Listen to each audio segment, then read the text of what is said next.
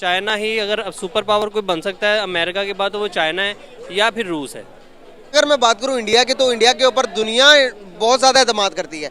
क्या वजूहत है, इंडिया ने अपने एतमाद कैसे बनाया कि जो कि हमें भी सीखना चाहिए दुनिया के सामने। सिर्फ जिससे यूरोपियन कंट्रीज इंडिया को प्रमोट करती है, ऑयल खरीदती है, हर कोई चीज़ दूसरी दुनिया इंडिया पर। मैं इंडिया की बात इसलिए कर रहा हूँ क्योंकि मुझे वो इस टाइम वर्ल्ड की 5th लार्जेस्ट इकोनॉमी बन गया इंडिया। आने वाले टाइम के अंदर इंडिया को कहाँ देखते हैं आप, अगर इसी तरह प्रोग्रेस करता रहा तो? इंडिया वो जो स्पेस साइंस का वो हेड था, ये जो चंद्रयान उनका फेल हुआ था, वो कौन था? वो एक गरीब किसान का बेटा था। जब वो चंद्रयान फेल हुआ है, मोदी उसके साथ खड़ा था। जब हमारे मिड जाते हैं ना, तो हम क्या करते हैं, एक यूट्यूब का एक चैनल खोलते हैं, ठीक है, उधर से ऑनलाइन लेक्चर लेने के लिए, और वहाँ पे 90% केसेस के अंदर एक इंडियन ही होता है, ठीक है, जो हमारे सारे कंसेप्ट क्लियर करवा देता है। बाबर आजम को इन्होंने फ़ोन का ऐड दे दिया है, हालांकि उसको चाहिए था कि कोई ऐसा इंस्टीट्यूट या कोई ऐसी एजुकेशनल बात करता जिससे हमारे जो आने वाली नस्ल है उसको फ़ायदा हो। हमारे एक सर ने कहा था, उन्होंने कहा था कि लोग कहते हैं उस्ताद की इज्जत नहीं रही। उन्होंने कहा था उस्ताद की इज्जत है, बट द कंडीशन इज के उस्ताद वाकई में उस्ताद हो। पे पाकिस्तान की क्रिकेट टीम का तो ऐसे लगता है जैसे ये टीम ही पार्क व्यू सिटी की है, या तो फिर TCL ने ख़रीद ली हुई है ये, ठीक है। यहाँ पे भी TCL, जहाँ पे उनका नाम होना चाहिए खिलाड़ियों का, पार्क व्यू पे वो पार्क व्यू सिटी लिखा हुआ है। फिजिक्स की बहुत सारी तगड़े लेवल की जो किताबें हैं वो इंडियन ऑथर की लिखी हुई हैं, पाकिस्तानी नहीं है, पढ़ने के काबिल नहीं है। मतलब वो एज आ लाइक कहते हैं ना तशरी लास्ट लेवल की लिखी किसी की कर ली। बिल्कुल। वो बड़ा मैन्युफैक्चर था कि मैं अगर उसकी कोई मिसाल तो दुनिया के अंदर दूसरी मिसाल नहीं मिलती, और सबसे बड़ा यूज़र भी आईफोन का चाइना ही था। लेकिन अभी लॉकडाउन चल रहा है चाइना के अंदर, सारी कंपनी बंद पड़ी हैं, और बंद पड़ने की वजह से जो आईफोन के रिजर्व थे वो डाउन होने लगे। तो क्या किया, अभी स्टीव जॉब ने सारी जो आईफोन की मैन्युफैक्चरिंग कंपनी थी वो इंडिया शिफ्ट कर दी है। क्या समझते हैं आपको, इंडिया को अमेरिका सुपर पावर बनाना चाहता है आने वाले टाइम के अंदर? क्या समझते हैं कि क्या इंडिया सुपर पावर बन सकता है? असल में जो हमारा रीजन है ना, इसमें ज़ाहिर बात है अमेरिका खुद तो नहीं आ नहीं सकता, और वो चाइना को सुपर पावर देखना भी नहीं चाहता। तो उसके मुकाबले में उसने कोई ना कोई ऐसा चीज़ या ऐसी वो देखनी है कि वो उसके मुकाबले में खड़ी हो सके। तो इंडिया एक बहुत बड़ी मार्केट है, मतलब सिर्फ आईफोन के नहीं बल्कि आप IT सेक्टर में देख लें, आप इनके IPL देख लें, मार्केट उनकी देख लें, मतलब जितने ज़्यादा उनकी मार्केट है IT फील्ड में स्पेशली ना, तो ज़ाहिर बात है मोबाइल और ये चीज़ें वहाँ पे बहुत ज़्यादा चलती हैं। तो अमेरिका भी यही चाहता है कि वो जो फील्ड है या वो मार्केट है वो बढ़े। तो यही मेरे ख्याल में यही मेन वजह है। सही। तो जैसे कि आप देखते हैं कि मिडल ईस्ट, जैसे कि हमारे UAE जैसी कंट्री, अभी सिर्फ UAE की ने इंडिया के अंदर $10 बिलियन की इन्वेस्टमेंट की है। जब पाकिस्तान की बारी आती है तो वो सारे कहते हैं कि भाई हम इधर इन्वेस्टमेंट नहीं कर सकते, पाकिस्तान का पता ही नहीं पल दूसरे पल क्या हो जाए। और अगर मैं बात करूं इंडिया की, तो इंडिया के ऊपर दुनिया बहुत ज़्यादा एतमाद करती है। क्या वजूहत है, इंडिया ने अपने एतमाद कैसे बनाया कि जो कि हमें भी सीखना चाहिए दुनिया के सामने? असल में जो पॉलिटिकल स्टेबिलिटी होती है ना, एक मुल्क के लिए, एक मुल्क की इकोनॉमी के लिए बहुत ज़्यादा ज़रूरी है। हमारी अगर इकोनॉमी नीचे जा रही है तो उसमें मेन वजह जो है ना पॉलिटिकल इंस्टेबिलिटी है। आपके जो बाहर के इन्वेस्टर्स हैं वो इन्वेस्टर तभी करेंगे जब उनको पता लगेगा कि हाँ इस मुल्क में स्टेबिलिटी है, मैं अपना पैसा कमा सकता हूँ, मैं अपना पैसा यहाँ से उठा सकता हूँ। तो स्टेबिलिटी बेसिक वजह है। इंडिया में आप देख लें कोई भी सिचुएशन हो, पॉलिटिकल स्टेबिलिटी है और एक दूसरे को सपोर्ट करते हैं वो लोग। हमारे मुल्क में ऐसा नहीं है। सही। इसी वजह से आप समझते हैं कि पूरी दुनिया रिस्पेक्ट करती है इंडिया की? रिस्पेक्ट भी करती है, और दूसरा उनका जो बिज़नेस कम्युनिटी है उनका भी जो है ना एतबार है, और गवर्नमेंट भी उनको सपोर्ट उसी तरीके से करती है, उनको वो ग्राउंड देती हैं ताकि वो लोग और ठीक ठाक पैसा भी कमाएं और मतलब उनको फैसिलिटीज़ भी मिलती हैं वहाँ से। बिल्कुल सही। अगर खाली आईफोन के अलावा अगर मैं बात करूँ, इंटेल कंपनी जो कि अमेरिका की सबसे बड़ी कंपनी है चिपसेट बनाने वाली, उसके अलावा जो प्रॉपर्टी इन्वेस्टमेंट है वो भी चाइना में कम होती जा रही है। अभी वो सारे उठकर इंडिया को सिलेक्ट कर रहे हैं, हर कोई कंपनी। अगर मैं फ्रांस की बात करूँ, फ्रांस चाहता है कि इंडिया UN का मेंबर बने। अगर मैं बात करूँ, अगर दूसरी जिससे यूरोपियन कंट्रीज इंडिया को प्रमोट करती है, ऑयल खरीदती है, हर कोई चीज़ दूसरी दुनिया इंडिया पर। मैं इंडिया की बात इसलिए कर रहा हूँ क्योंकि मुझे वो इस टाइम वर्ल्ड की 5th लार्जेस्ट इकोनॉमी बन गया इंडिया।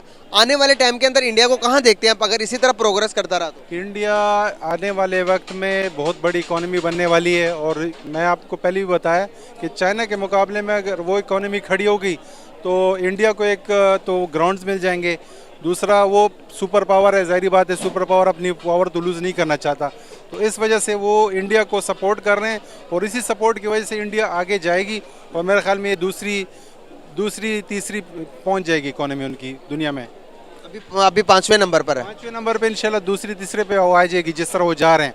मैंने इंशाल्लाह इसलिए कहा कि पाकिस्तान में जो हमारी गवर्नमेंट चल रही है उनको सीखना चाहिए इस चीज़ से कि अगर वहाँ पे स्टेबिलिटी है, चाहे जिस तरह भी गवर्नमेंट चल रही है लेकिन स्टेबिलिटी है, यहाँ पे हम एक दूसरे की टांग खींच रहे हैं।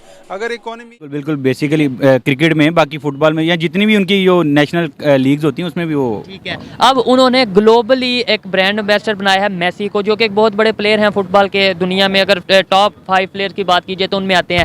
क्या वजह समझते हैं? और दूसरी साइड पे पाकिस्तान को देखा जाए तो पाकिस्तान में अगर स्पॉन्सरशिप करवाई जाती है तो कोई आपको हाउसिंग सोसाइटी नज़र आती है, कोई शैम्पू का ऐड नज़र आता है, कोई मोबाइल का, वो भी चाइना का मोबाइल, अपना पाकिस्तान का मोबाइल नहीं होता। क्या वजह है कि हम एजुकेशनल ऐप्स को क्यों नहीं प्रमोट कर रहे? इंडिया अगर कर रहा है तो उसके पीछे क्या लॉजिक है?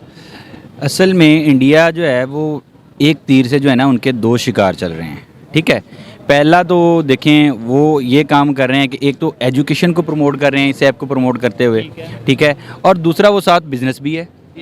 ठीक है, बिजनेस भी है, बट उस बिजनेस के होते हुए बेसिकली एजुकेशन प्रमोट हो रही है। मतलब वो चीज़ एक ज़्यादा चीज, एक तीर से फिर दो नहीं 3 शिकार हो गए ना। एक तो वो बिजनेस कर रहे हैं, एक अपनी ऐप को प्रमोट, एजुकेशनल ऐप को प्रमोट कर रहे हैं, तीसरा पब्लिक को फायदा मिलेगा। बिल्कुल बिल्कुल उनकी देखें आप, ये चीज़ देखें, बहुत सारे अच्छे इदारे के लोग जो हैं वो पढ़ने वाले, मैं हूँ जैसे, तो फिज़िक्स की बहुत सारी तगड़े लेवल की जो किताबें हैं वो इंडियन ऑथर की लिखी हुई हैं। पाकिस्तानी नहीं है, पढ़ने के काबिल नहीं है, मतलब वो एज आ लाइक कहते हैं ना तशरी लास्ट लेवल की लिखी कॉपी किसी की कर ली।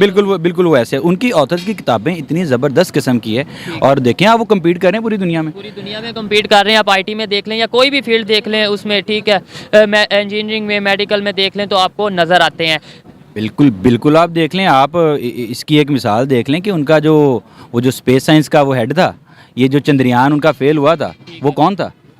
वो एक गरीब किसान का बेटा था। जब वो चंद्रयान फेल हुआ है, मोदी उसके साथ खड़ा था, तो वो प्रॉपर वो मतलब उसका डार्क रंग और बेचारा प्रॉपर पता चलता है, वो रोने लग गया। और हमारा कौन है ज़रा पता करें आप, मैं तो नहीं बोलूँगा लेकिन आप पता कर लें कौन है। चले ठीक है। अच्छा मुझे ये बताएं कि क्या वजह क्या समझते हैं कि क्यों उनकी जो प्रायोरिटीज़ हैं उनकी बात की जाए, उनकी पॉलिसीज़ की बात की जाए, क्यों नहीं हम उससे सीख लेते? और वो अगर फ़ायदा उठा रहे हैं तो क्या उनकी नेशन में कुछ फ़र्क है, उनके एजुकेशन सिस्टम में कुछ फ़र्क है, उनकी गवर्नमेंट में कुछ फ़र्क है जो इस तरह की पॉलिसीज़ बना रहे हैं और एजुकेशन को प्रमोट कर रहे हैं? सर एज अ नेशन बहुत सारी चीज़ों में वो ख़राब भी हैं, बट बहुत सारी चीज़ों में हमसे वो बहुत बेहतर भी हैं। आप देख लें इसको, अब उनकी डेफिनेटली बात गवर्नमेंट भी बहुत अच्छी है। हमारी गवर्नमेंट तो पता नहीं क्या इनके मामला आपके सामने है, मुल्क में क्या चल रहा है, इन्हीं सारे मामलात में इनकी पॉलिटिक्स में जलील हम हो गए हैं सारे लोग। ठीक है, अब आप देखें कि आज तक नरेंद्र मोदी को कितना टाइम हो गया वज़ीर आज़म बने हुए? तकरीबन उनका दूसरा टेन्योर है, 8 साल 9 साल के 9 साल हो गए हैं। आप 8-9 साल में देख लें, उसने एक भी तोशा खाना से गिफ्ट नहीं लिया, और हर गिफ्ट जो उसने लिया है, उसने नहीं लिया मतलब कि जो भी गिफ्ट आया है उसने उसको ऑक्शन पे लगा के, जैसे ये गिफ्ट आया इसको ऑक्शन पे लगा के ये फ़लाँ तलीमी इदारे को दे दिया, ये फ़लाँ हॉस्पिटल को दे दिया, उसने ये काम किया है। हमारे इधर देख लें माशाल्लाह अल्हम्दुलिल्लाह, सारे सदर साहिबान या सबको देख लें वो क्या चल रहा है। किसी ना किसी पे तोशाखाना का केस पाया जाता है। अच्छा अगर एजुकेशनल ऐप्स की बात करते हैं या फिर सोशल मीडिया पे आ जाते हैं, यूट्यूब चैनल्स की बात करते हैं, आपको अगर फिजिक्स के आपके जो आप स्टडी कर रहे हैं कोई मुश्किल आती है तो आपने सोशल मीडिया से, यूट्यूब से कोई चीज़ देखनी हो तो कौन से यूट्यूबर को देखते हैं अपनी फील्ड के हवाले से? मैं तो फ्रैंकली स्पीकिंग इंडियन ही ऑथर्स हैं, एक है फिज़िक्स वाला, तो एक सॉलिड स्टेट फिजिक्स। दोस्तों अंदाज न्यूज़ में आप सभी दोस्तों का हार्दिक स्वागत है। तो दोस्तों जैसा कि आपने वीडियो में देखा कि कुछ ऐसे लोग भी अभी पाकिस्तान में बैठे हैं कि वो सोच रहे हैं कि अगर अमेरिका के बाद कोई सुपर पावर बनेगा तो वो चाइना नहीं तो रूस होगा, क्योंकि आप सबको मालूम है कि भारत इसके लिए सबसे पहले दावेदारी कर रहा है। और रूस का तो हालत बहुत ही बदला है पूरे दुनिया से, अमेरिका ने उसको सैंक्शन करके पूरा उसका तहलका मचा दिया है। और चाइना का अभी सबको मालूम है कोरोना के बाद से उसका हाल क्या है। अभी तो उसके लोग सड़कों पे प्रदर्शन करना शुरू कर दिए हैं कि इतना क्वारंटाइन, इतना कड़ा क्वारंटाइन करेगा तो इंसान जिएगा कैसे, उससे अच्छा तो मर ही जाना अच्छा है। तो और बहुत सारे लोग हैं कि पाकिस्तान में कि ऐसा सोच रहे हैं कि चाइना बेहतर है इंडिया से। हालांकि आप सभी को मालूम है कि इंडिया कौन सा हाल में और किस तेजी से आगे बढ़ रहा है सुपर पावर बनने के लिए।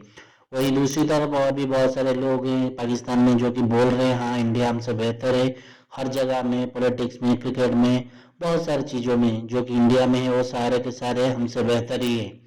अभी अभी फिलहाल लियोनेल मेसी जो फुटबॉल के टॉप 3 प्लेयर में आते हैं, उनको बाईजूस इंडिया का एक एजुकेशन कंपनी, एजुकेशन ब्रांड ने अपना ग्लोबल ब्रांड एम्बेसडर बनाया। जिसको आपको ही मालूम होगा कि इंडियन क्रिकेट टीम का जो मेन स्पॉन्सर है वो भी बाईजूस है। तो इसी को लेके उन लोगों पाकिस्तान के एंकर, पाकिस्तान के यूट्यूबर्स बहुत सारे पब्लिक रिएक्शन लेने के लिए गए थे और बहुत सारा पब्लिक रिएक्शन मिला उनको कि इंडिया का सिर्फ एजुकेशन याद नहीं, बहुत सारे जो भी यूट्यूबर्स हैं, जो भी पढ़ाई लिखाई करते हैं, जो फिजिक्स में जो भी टीचर्स हैं, जो भी हाल ही में कोरोना के बाद से सब क्वारंटाइन होने के बाद से बंद होने के बाद सब डिजिटल हो चुका है। तो जो टीचरशिप से ऑफलाइन चलता था वो अभी ऑनलाइन होकर पूरे दुनिया भर में फैल रहा है और पाकिस्तान के लोग भी इसका फ़ायदा उठा रहे हैं। इंडियन टीचर्स से, इंडियंस जो भी यूट्यूबर्स हैं, जो भी एजुकेशन में कुछ अपना बता रहे हैं, कर रहे हैं, उनसे फ़ायदा सिर्फ पाकिस्तान ही नहीं, इंडिया ही नहीं, सारी दुनिया उठा रहे हैं। तो इसी के बारे में आपका क्या ख्याल है? अपना राय जरूर देना कि आपको क्या लगता है, इंडिया ने एक सुपर पावर बनेगा नहीं बनेगा? चाइना का क्या चांस है अभी जो हालत है चाइना का? और वीडियो को लाइक, शेयर और सब्सक्राइब कर देना। जय हिंद।